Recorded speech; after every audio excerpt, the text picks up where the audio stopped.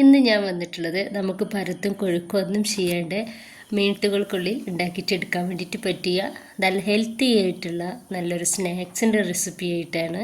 അപ്പം നമ്മളൊരു സ്നാക്സ് ഉണ്ടാക്കിയിട്ടെടുക്കുന്നത് മുട്ട വെച്ചിട്ടാണ്.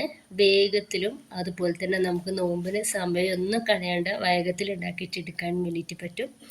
അപ്പോൾ വീഡിയോ എല്ലാവരും ഒന്ന് കണ്ടുനോക്കുക. കണ്ടിഷ്ടപ്പെടുവാണെങ്കിൽ നിങ്ങളുടെ എല്ലാ സപ്പോർട്ടും ഉണ്ടാവും കേട്ടോ. ലൈക്കും കമൻറ്റും ഷെയറൊന്നും ചെയ്യാൻ വേണ്ടിയിട്ട് മറന്നു പോകരുത്. അപ്പോൾ ഇതിന് വേണ്ടിയിട്ട് ഞാൻ ചൂടായൊരു പാനിലേക്ക് കുറച്ച് വെളിച്ചെണ്ണ ഒഴിച്ച് കൊടുത്തിട്ടുണ്ട്. അതിലേക്ക് 2 സവാളയും അതുപോലെ തന്നെ 2 പച്ചമുളക് ചെറുതാക്കിയിട്ട് പൊടിയായിട്ട് അരിഞ്ഞെടുത്തിട്ടുള്ളതാണ്. അതുകൂടിയാണ് ഇട്ട് കൊടുത്തിട്ടുള്ളത്. എന്നിട്ട് നമുക്കിത് നന്നായിട്ടൊന്ന് മിക്സ് ആക്കിയിട്ട് എടുക്കാം.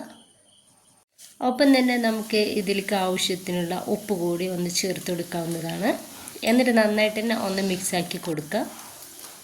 എന്നിട്ട് നമുക്ക് ഇതൊന്ന് മൂടി വെക്കാം. അപ്പോൾ മൂടി വെക്കുകയാണെന്നുണ്ടെങ്കിൽ ഈ ഒരു സവാള നമുക്ക് വേഗത്തിലൊന്ന് റെഡി ആയിട്ട് കിട്ടിക്കോളും. അപ്പോൾ ഇതാ ഈ ഒരു സവാള നമുക്ക് ഒരു പകുതി വേവായിട്ട് കിട്ടിയാൽ ഇനിയിപ്പോൾ നമുക്കിതിലേക്ക് കുറച്ച് ക്യാബേജാണ് ഇട്ട് കൊടുക്കാനുള്ളത്. ചെറുതാക്കിയിട്ട് അരിഞ്ഞെടുത്തിട്ടുള്ള ഒരു 1/2 കപ്പ് ക്യാബേജാണ് നമ്മൾ ഇതിലേക്ക് ഇട്ട് കൊടുക്കുന്നത്. എന്നിട്ട് നന്നായിട്ട് തന്നെ ഒന്ന് മിക്സ് ആക്കിയിട്ട് എടുക്കുക. ഇനിയിപ്പോൾ നമുക്ക് ഇതൊന്ന് മൂടി വെക്കാവുന്നതാണ്.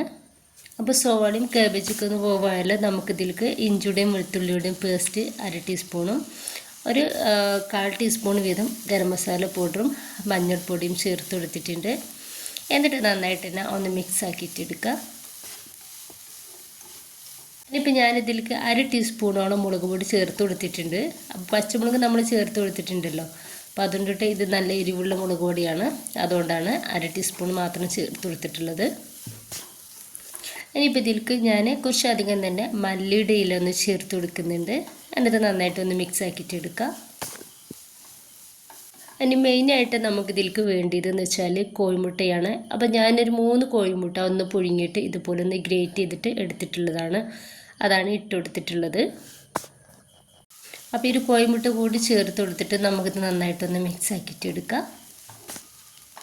ഇപ്പം നമുക്ക് ഗ്യാസ് ഒന്ന് ഓഫ് ചെയ്യാവുന്നതാണ്.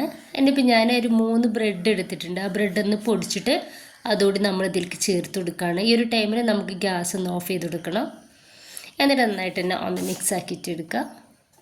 അപ്പോൾ ഇത്രയും ആയാൽ നമ്മൾ ടേസ്റ്റി ആയിട്ടുള്ള ഫില്ലിംഗ് റെഡി ആയിട്ടുണ്ട്. ഇനിയിപ്പോൾ നന്നായിട്ട് ചൂടാറിയതിൻ്റെ ശേഷം നമ്മൾ കയ്യിൽ വെള്ളമോ അല്ലെങ്കിൽ ഓയിലോ വെളിച്ചെണ്ണ എന്തെങ്കിലും കയ്യിൽ ഇതുപോലെ ഒന്ന് തേച്ച് കൊടുക്കുക. എന്നിട്ട് നമുക്ക് കുറച്ച് ആ ഒരു ഫില്ലിങ് ഇതുപോലെ ഒന്ന് ഉരുട്ടിയിട്ടെടുക്കുക. എന്നിട്ട് കയ്യിൽ വെച്ചിട്ട് ഇതുപോലെ ഒന്ന് പരത്തി കൊടുക്കുക. എന്നിട്ട് കൈ വെച്ചിട്ട് തന്നെ നമുക്ക് ഇതിൻ്റെ സെൻറ്ററിലായിട്ട് ഇതുപോലെ ഒരു ഹോൾസ് ഇട്ടെടുക്കാവുന്നതാണ്. സൈഡൊക്കെ ഒന്നുകൂടി ഒന്ന് ലെവലാക്കി കൊടുക്കുക. ഇതുപോലെ തന്നെ ബാക്കി കൂടി ഒന്ന് ചെയ്തെടുക്കുക. അപ്പോൾ ഇതാ മുഴുവനായിട്ടും ഞാനിതുപോലെ ഒന്ന് റെഡിയാക്കിയിട്ട് എടുത്തിട്ടുണ്ട്. ഇനിയിപ്പോൾ ഇതിൽ നിന്ന് ഒരു സ്നാക്ക് എടുത്തിട്ട് ഞാൻ മൈദ കുറച്ച് വെള്ളത്തിൽ ഇതുപോലെ ഒന്ന് മിക്സ് ആക്കിയിട്ട് എടുത്തിട്ടുണ്ടായിരുന്നു. അത് ബ്രഷ് വെച്ചിട്ട് ഞാനിതുപോലെ എല്ലായിടത്തും ഒന്ന് ആക്കി കൊടുക്കുന്നുണ്ട്. നിങ്ങൾക്ക് ഈ ഒരു മൈദയ്ക്ക് പകരം കോഴിമുട്ട ഒന്ന് മിക്സ് ആക്കിയിട്ട് അതിൽ ബ്രഷ് ഒന്ന് ഡിപ്പ് ചെയ്തിട്ട് തേച്ച് കൊടുത്താലും മതി. ഇനി കുറച്ച് ബ്രെഡ് പൊടി എടുത്തിട്ടുണ്ട്. അതിലേക്ക് നമ്മൾ ആ ഒരു മൈദ ആക്കിയ ഒരു ഭാഗം വെച്ച് കൊടുക്കുക. എന്നിട്ട് മേൽഭാഗത്ത് നമുക്കിതുപോലെ തന്നെ ബ്രഷ് വെച്ചിട്ട് ആക്കി കൊടുക്കാവുന്നതാണ്. എന്നിട്ട് ഈ ഒരു ബ്രെഡ് പൊടി നമുക്ക് എല്ലായിടത്തും നന്നായിട്ട് തന്നെ ഒന്ന് മിക്സ് ആക്കി കൊടുക്കുക. അപ്പോൾ ഇതുപോലെ തന്നെ നമുക്ക് എല്ലാതും ഒന്ന് റെഡിയാക്കിയിട്ട് എടുക്കാവുന്നതാണ്. നമുക്കിതൊന്ന് ഫ്രൈ ആക്കിയിട്ട് എടുക്കാവുന്നതാണ്. അപ്പോൾ നന്നായിട്ട് ചൂടായിട്ടുള്ള എണ്ണയിലേക്ക് നമുക്ക് ഇട്ട് കൊടുത്തിട്ടൊന്ന് ഫ്രൈ ആക്കിയിട്ട് എടുക്കാം.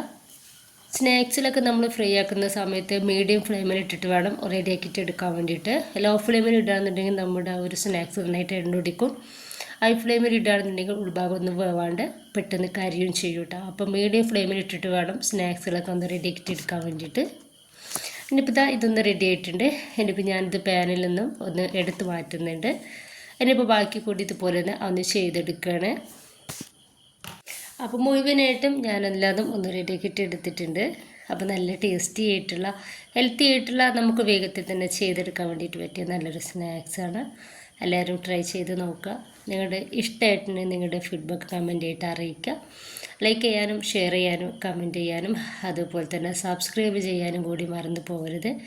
ഇൻഷാ അല്ലാഹ്. Okay bye.